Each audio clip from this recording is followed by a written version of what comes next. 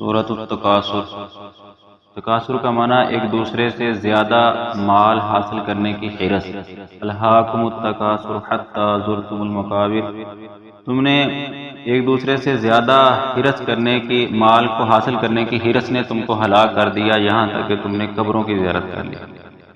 صحیح بخاری کی حدیث ہے کہ نبی صلی اللہ علیہ وسلم فرماتے ہیں کہ انسان کا مال صرف تین چیزیں ہیں: جو اس نے کھایا اور فنا کر دیا، جو اس نے پہنا اور بسیدہ کر دیا، اور جو اس نے کمایا اور صدقہ کر دیا۔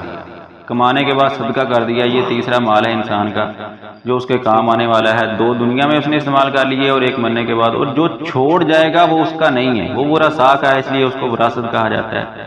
اس طرح صحیح بخاری یا صحیح مسلم کی حدیث ہے، فرمایا کہ انسان کے پاس اگر دو وادیاں بھی مال کی آ جائیں، وادی کہتے ہیں پہاڑوں کے درمیان کشادہ کھلی جگہ جو ہوتی ہے اس کو وادی کہتے ہیں، دو وادیاں پہاڑوں کی اونچائی تک بھر کے انسان کے پاس مال کی آ جائیں تو اس کی حرص اس قدر ہے کہ وہ پھر بھی تیسری تلاش کرتا ہے، اور اس انسان کی حرص کو، انسان کے پیٹ کو سوائے مٹی کے کوئی چیز بھر نہیں سکتی۔ جامع ترمذی کی حدیث ہے، فرمایا کہ دو بھیڑیے، بھوکے بھیڑیے بکریوں کے ریوڑ پہ چھوڑ دیے جائیں تو وہ اتنا نقصان بکریوں کا نہیں کریں گے جتنا انسان کی حرص، مال کی حرص انسان کے دین کا نقصان کرتی ہے۔ تو گویا کہ جب انسان دین سے نکل کے، اسلام سے نکل کے دنیا کے پیچھے بھاگتا ہے تو پھر یہ دنیا اس کے لیے، مال اس کے لیے وبال جان بن جاتا ہے، الہاکم التکاثر، اس کے لیے ہلاکت کا سبب بن جاتا ہے۔ اور یہی مال اگر انسان دین کے اندر رہ کے کمائے، دین کے اوپر عمل پیرا ہو کے کمائے تو یہی اس کے لیے نجات کا سبب بھی بن سکتا ہے۔ حتی زرتم المقابر، یہاں تک کہ تم نے قبروں کی زیارت کر لی ہے نا۔ بچپن سے جوانی، جوانی سے بڑھاپا، یہ مال کی حرص ختم نہیں ہوتی۔ صحیح بخاری کی حدیث ہے، نبی صلی اللہ علیہ وسلم نے فرمایا کہ انسان جیسے جیسے بوڑھا ہوتا ہے تو دو چیزیں اس کے ساتھ جوان ہو رہی ہوتی ہیں، ایک مال کی محبت اور دوسرا لمبی عمر۔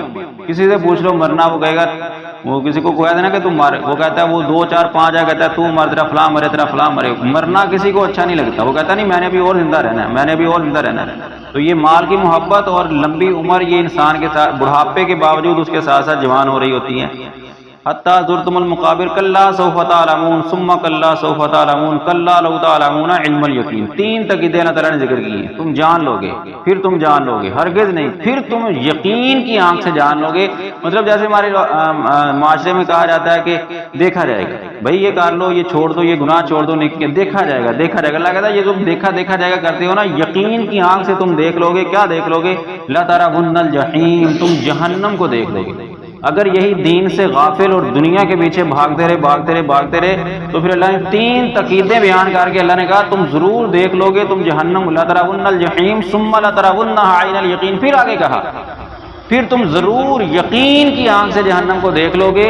کہ تم جو کہتے تھے کہ بس ٹھیک ہے دیکھا جائے گا، یہ ہو جائے گا، وہ ہو جائے گا، یہ کچھ بھی دیکھا نہیں جائے گا۔ جب مال تمہارا کام نہیں آئے گا، سب دنیا میں رہ جائے گا اور تم کٹ کے جہنم میں گر جاؤ گے، وہاں کیا دیکھا جائے گا؟ کچھ بھی نہیں دیکھا جائے گا۔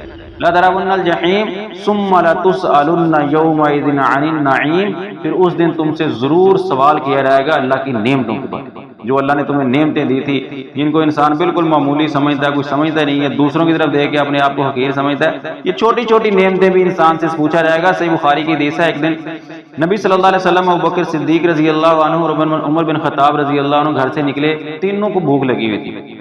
ایک انصاری کے باغ کے اندر گئے، وہاں سے پھل کھائے، کھجوریں کھائی اور میٹھا پانی پیا، کنویں کا پانی پیا۔ تو نبی صلی اللہ علیہ وسلم نے پوچھا، نبی صلی اللہ علیہ وسلم نے ساتھیوں کا، والذی نفسی بیدہ، قسم ہے اس ذات کی جس کے ہاتھ میں میری جان ہے، لتسألن، تم سے ضرور سوال کیا جائے گا، عن ھذہ النعیم یوم القیامہ، ان نعمتوں کے بارے میں، یہ جو تم کھا کے ہٹے ہو نا، یہ کھجوریں اور یہ پانی، یہ جو تم کھا کے پی کے ہٹے ہو، ان نعمتوں کے بارے میں کل قیامت کے دن تم سے سوال کیا جائے گا۔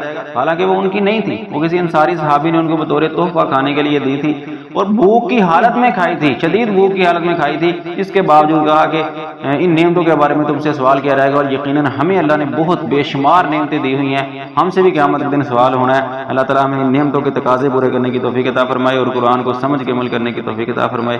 وما علیہ الا البلاغ۔